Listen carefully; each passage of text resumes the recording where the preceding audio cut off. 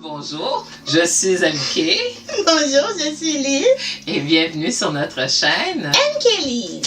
Et aujourd'hui... Alors, aujourd'hui, on va faire nos awards. Donc, Nos nos awards. best et nos worst. Donc, les séries les meilleures qu'on a trouvées selon nos goûts, nos préférences Ouais. et ceux qu'on a trouvés qui ont moins été. Nous avons décidé de couper cette vidéo en deux, donc de le diviser en deux parties. La première partie va se baser uniquement sur les séries les meilleures qu'on a trouvées cette année. Et la deuxième partie sera uniquement sur ceux qu'on a trouvés le moins bons. Alors, c'est parti avec la vidéo.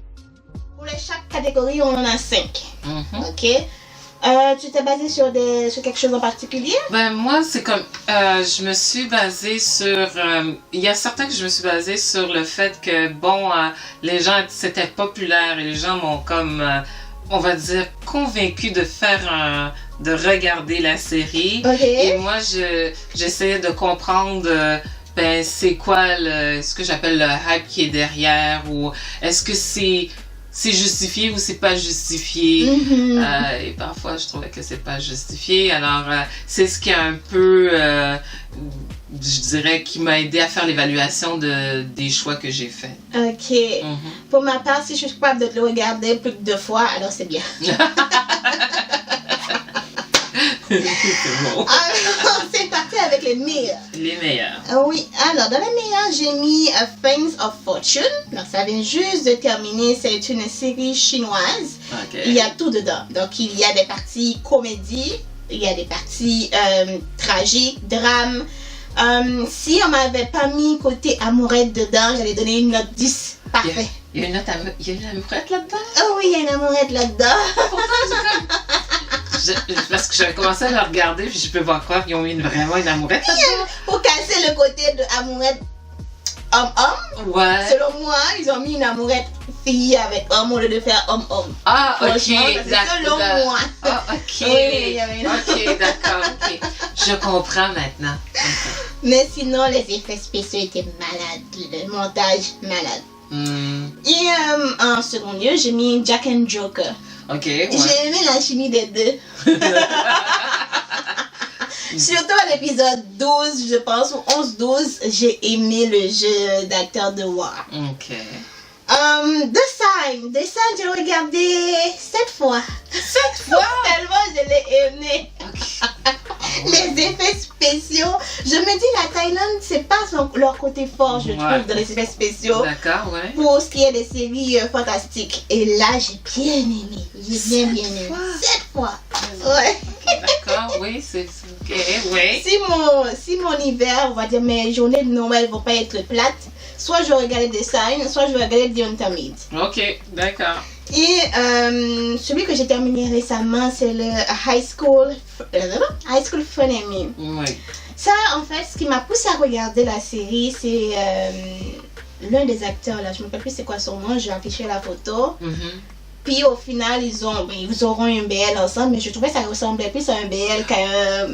Mais j'ai vu, en rapport à ça, il y a des critiques sur cette série-là, Mhm. dans le sens qu'ils disent que c'est queer bait. Mhm. En voulant dire que tu me vends un genre de bromance, Ouais. mais tu me mets tout ce qui est BL Dedans. dans cette bromance. Et puis, Yeah.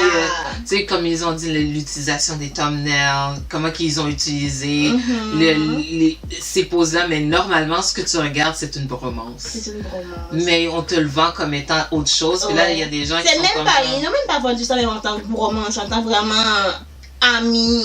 Ouais, même. ben Si c'était romance, j'aurais accepté, mais ami. Mais je peux comprendre l'amitié, tu sais, on est amis, trop Ouais. amis, puis on se dit je t'aime là, mais Seigneur, que tu te bats pour moi, etc. Ouais. Mais la chimie entre les deux, c'était vraiment bien. Le jeu des acteurs, c'était parfait. Franchement. Je sais pas si tu sais, mais c'est un remake coréen. De quelle série? C'est une affaire de teenager, là. Tu me diras. Oui, Puis je le mettrai. J'aimerais bien voir. Oui, mais je pense que les acteurs, c'était des beaux bonhommes à l'époque. Et maintenant, ce sont des hommes. Oui, ce sont des hommes maintenant, mais à l'époque, c'était des jeunes. Ça fait pas partie de la série, de la saga de tous les pays asiatiques, là, le F4, là. Ça fait pas partie de ceux-là, là. Non, vraiment pas. Non, mais c'est vraiment... c'était une série comme ça qu'ils avaient fait, et puis c'était supposé de continuer d'année après année, puis ils l'ont arrêté, mais c'est ça. Là, j'ai fait ah, ok. Mais dans la série coréenne, c'est vraiment bromance. Ah ouais? C'est vraiment des amitiés, des amitiés entre gars, ouais. Parfait. Et le dernier, c'est Captivating the King que je regardais grâce à MK. De moins en moins, franchement, j'en ai jamais regardé ça parce que les historical séries, c'est pas mes préférés, c'est pas ce qui m'attire. Et franchement, j'ai bien aimé. En plus, on a fait une revue là-dessus. Ouais, on a fait une revue. Je vous le mettrai dans le petit i et dans les barres d'informations pour que vous allez le voir. Ouais. Okay. MK. Bon, moi, à mon tour, c'est une série chinoise et puis ça s'appelle Will Love in Spring. Et puis c'est avec mon Lee Yuxian. Et j'ai adoré cette série-là parce que d'une façon, c'était une relation adulte. Et vraiment c'est une femme qui est handicapée et puis l'autre monsieur, ben lui on va dire il est handicapé émotionnellement, ok, c'est comme ça que je le mets. Mais et ils vivent à 2 endroits différents et ils doivent jongler avec l'idée de vivre comment qu'on appelle ça, d'avoir une relation longue distance. Est-ce qu'on le fait, est-ce qu'on le fait pas, etc. Et c'est ça que c'est la série. Et j'ai trouvé que la manière que c'était fait, c'était quand même assez réaliste, la façon que c'était fait. Puis en tout cas, il y a des côtés que c'est vraiment cute, c'est drôle, ça se fâche, il y a de la jalousie, mais c'est bien fait. Ensuite, ce que j'ai bien aimé aussi, c'était Marry My Husband. Celui-là, ce qu'il y avait de particulier, c'est que là, j'ai commencé à regarder la série et puis là, j'ai entendu « Ah, c'est un webtoon ». Alors, j'ai tout fait pour chercher le webtoon. Pour savoir qu'est-ce que... Tu l'as trouvé? Oui, je l'ai trouvé et puis voir de quoi ça parle et puis comment qu'on est tombé dans cette histoire-là. C'est pas tout à fait pareil, mais sur YouTube, on peut trouver des gens qui ont fait je dirais des résumés du webtoon directement sur YouTube. Alors j'étais comme en plus c'était intéressant pour ça aussi. Et puis j'ai pu le suivre et puis voir qu'est-ce que c'est et faire la différence entre les deux, etc. Mais dans le webtoon, la petite demoiselle qui était pas gentille là, elle était encore pire. Oh, wow! Ouais, mais c'était bien dans le sens que c'est une série qui, je trouvais, qui était bien balancée. Et il n'y avait pas trop de choses inutiles. Des fois, je trouve qu'il y a des longueurs. Et celle-là, je ne peux pas dire comme ça que je me souviens qu'il y avait des longueurs. Par la suite, il y a Lovely Runner. Lovely Runner, celui-là est intéressant dans le sens que c'est la relation, en premier lieu, que à première vue, c'est une relation entre un fan et un artiste. Et l'artiste, lui, il est en dépression, mais le fan ne le sait pas. Et bon, il arrive quelque chose à l'artiste, et puis le fan se sent tellement mal parce que la soirée que justement il y a eu un accident, c'est que elle l'a rencontré, puis c'était comme c'était la meilleure chose. Et c'est par la suite que tu comprends que la fan a une relation avec l'artiste en question, mais pas de... Comment que je pourrais dire ça? Mais que c'était dans le passé, mais qu'elle s'en souvient plus. Mais par contre, l'artiste, lui, oui, il s'en souvenait. Mais elle se souvenait pas du tout, et ainsi de suite. Alors, il y a eu un drame qui s'est passé, qui a eu une séparation. Et je pense que même l'artiste à l'époque en revenait pas que finalement, parce que ça avait mal fini, leur soi-disant amitié, là, que elle se souvient tellement pas de ce qui s'est passé, mais qu'elle le perçoit comme « Wow, c'est mon artiste préféré, etc. » Fait que c'était très intéressant. Il y avait du mystère, il y a du thriller, il y a de la comédie. C'est comme tu dis, c'est complet comme série. Ensuite, j'ai écrit le Atypical Family. Oui. Le Atypical Family, ce que moi j'aimais bien dans cette affaire-là, c'était l'idée de l'arnaque. On commence par une histoire d'une arnaque, et ainsi de suite. Des gens qui ont rien en commun, qui au final travaillent ensemble vers un but commun pour créer une famille, une belle famille chaleureuse. Et comme moi, ce que j'ai surtout aimé la fin, que tout le monde semblait quand même être heureux, épanoui. Et c'était pas ça au début de la série. On a vu comment, tranquillement pas vite, les relations se sont renforcées, puis on a appris à se comprendre, puis je trouvais ça bien. Tu sais. Donc, et pour, dans mon dernier, dans ce que j'avais trouvé bonne comme série, c'est une autre série, c'est coréen aussi. C'est la romance à minuit. Comment ça s'appelle? Wood. En tout cas, c'est bien compliqué, mais elle va mettre le nom de la série en question.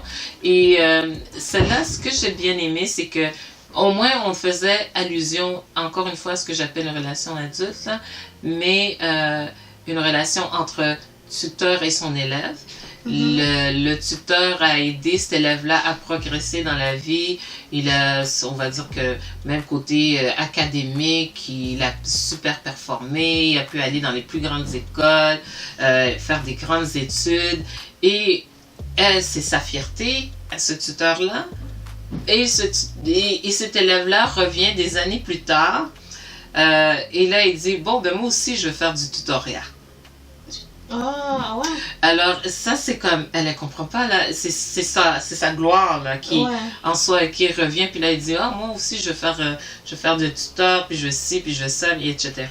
Et on voit comment ça marche, cette industrie-là. Ce qui est caché derrière, l'argent que les gens peuvent faire dans ce genre de travail, en Corée, peut-être pas dans les pays nord-américains, mais en Corée, il y a beaucoup d'argent à faire là-dedans.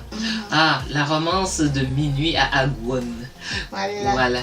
Et c'est vraiment, je dirais, au moins on rentre dans l'univers du tutoriat en Corée, comment ça fonctionne, l'école, combien c'est important, c'est très bien reflété. Et dans ce cas-ci, on voit un tuteur qui quelque part a oublié pourquoi elle a commencé comme tuteur, c'était quoi ses raisons. Puis avec la venue de cette personne-là, ça lui a rappelé pourquoi elle a commencé, les raisons qui l'ont amenée là, et peut-être que c'est le temps de faire une nouvelle, de faire de nouveaux choix. Et bon, alors je vais faire quand même une petite mention en rapport avec les BL, c'est-à-dire les Boys Love.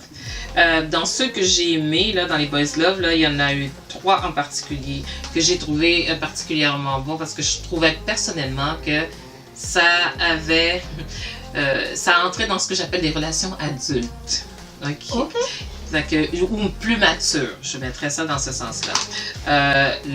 The Curse of Taekwondo, The Only One, même si que ça se passe à l'école, les acteurs sont des adultes. D'accord. On dirait vraiment des messieurs. Et le dernier est Unknown. Je dirais comme ça que... Pourquoi t'as aimé Unknown? Unknown, pourquoi que j'ai aimé, c'est parce que moi, je me posais la question comment qu'ils allaient traiter le sujet. Parce que le Unknown, ce qui arrive, c'est que c'est une histoire d'un jeune homme qui adopte un autre jeune homme, et il s'en occupe. Alors, il a une relation père-enfant avec cette personne-là qu'il l'a adopté. Il l'a adopté, il a pris soin de cette personne-là. Comment cette relation-là vient à changer pour devenir finalement, je dirais, un couple.